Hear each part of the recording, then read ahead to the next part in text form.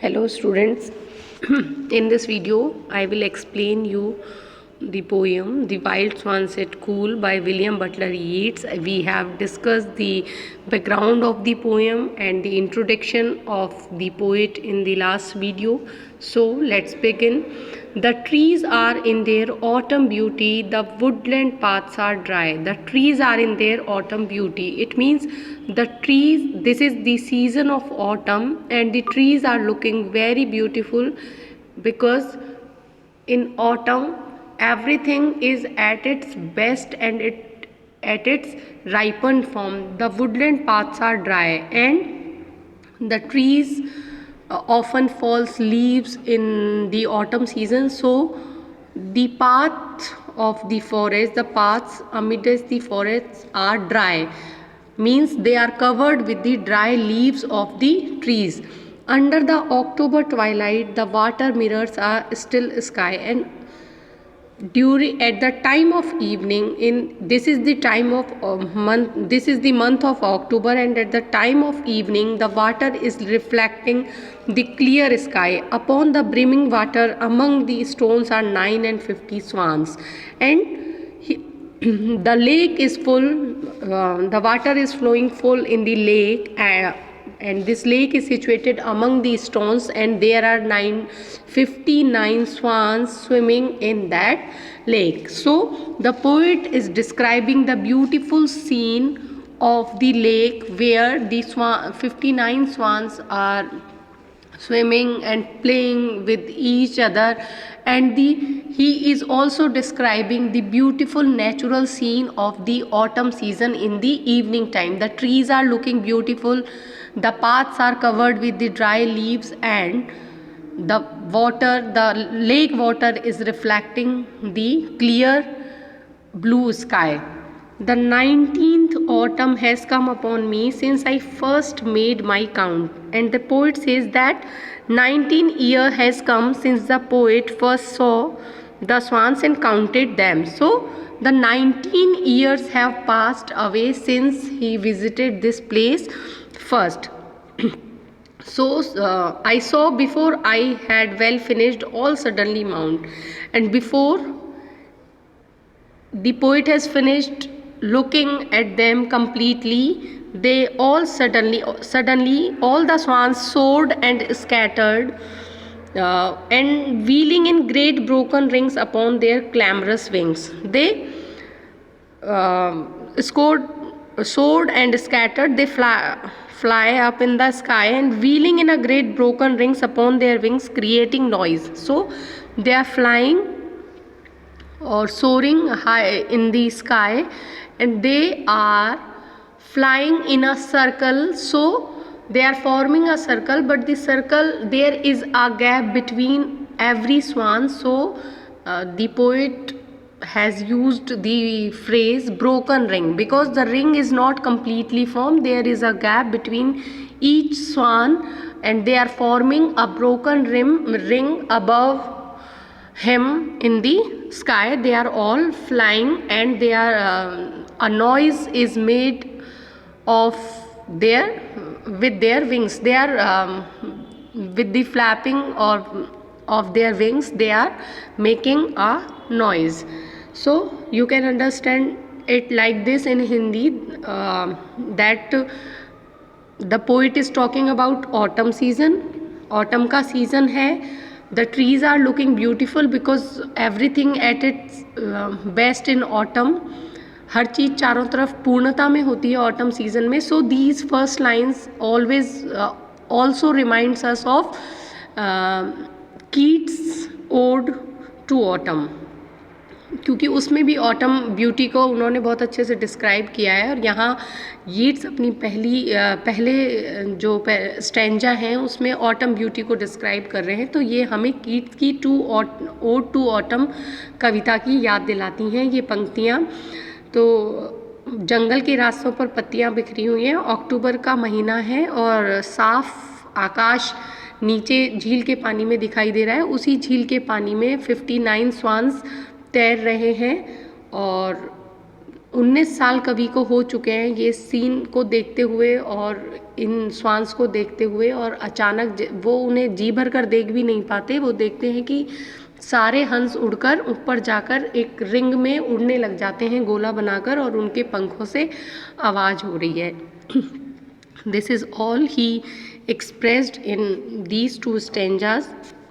So, I have looked upon those brilliant creatures and now my heart is sore.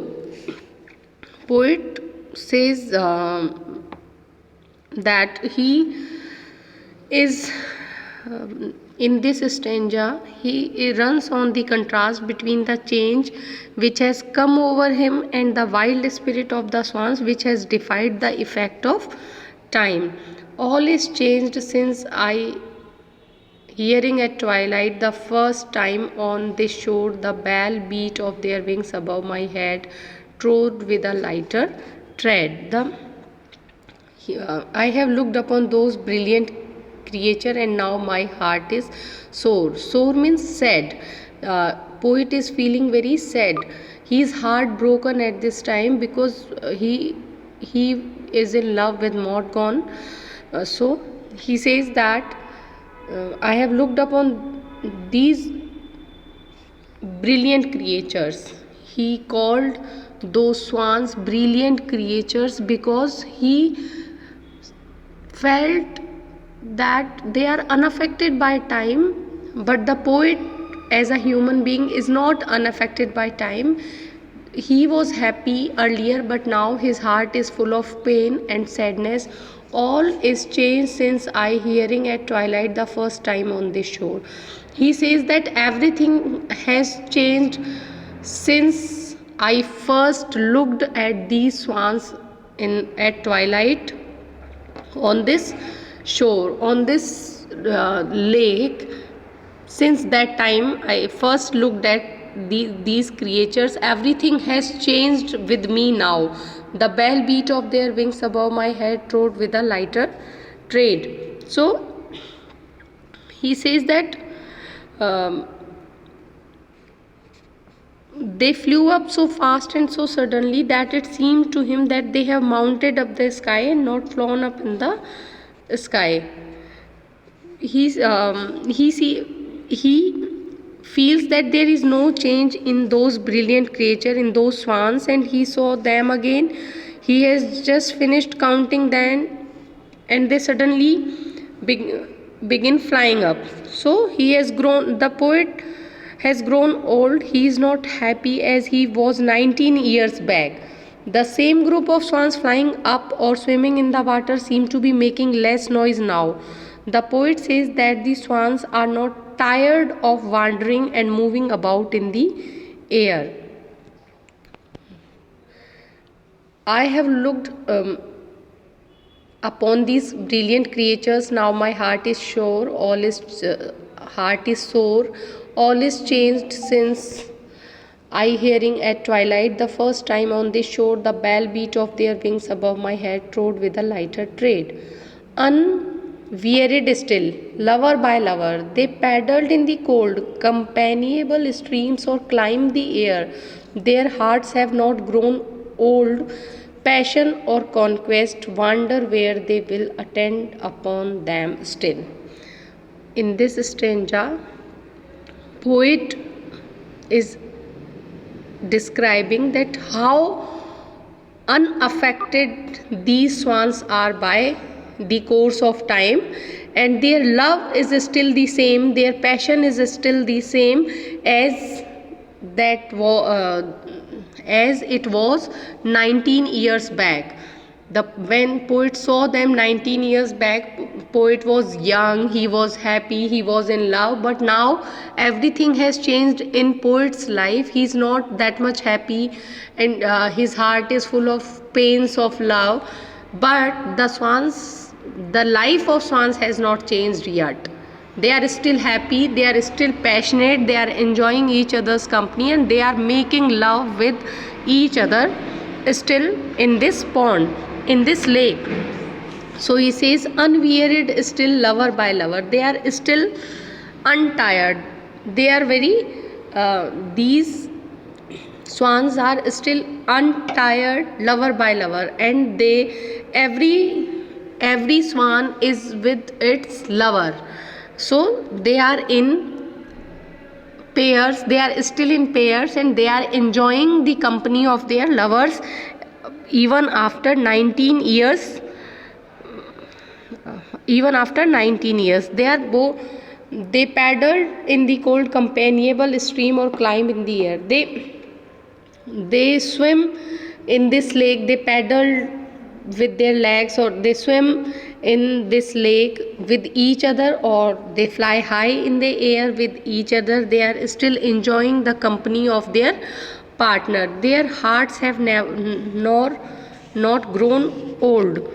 They fly in the air, they are bold and adventurous, and they move from one lake to another.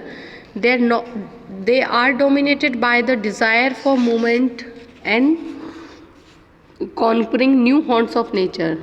So they wander freely wherever they like. They move in the cold water of the stream or fly high in the air. Their hearts are full of love as before. Their hearts have not grown old. They are still young at their hearts. They are still young at their hearts. Their hearts are still full of love. They have not grown old. They are full of passion and love. Passion or conquest. When wander wherever they will. Wander means घूमना. So they are full of passion and love and the spirit of conquest, and they are conscious of their powers. They wander freely wherever they like, attend upon them still. And in comparison, in these swans, the poet has experienced a lot of changes in his life.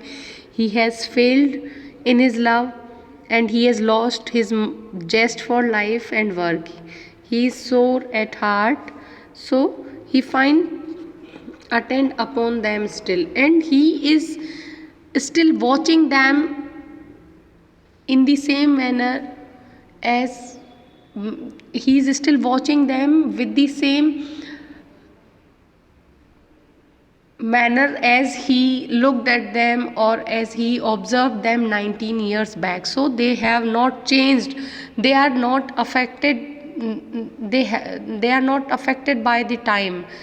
They still have that passion, that love for each other, for their partner, and they have that passion to conquest the nature, to wander everywhere. They have that zest in their heart still. They are young at their heart, but the poet, he has lost his inspiration, his love, and his passion for life. So we will discuss the remaining part of the poem in the next video.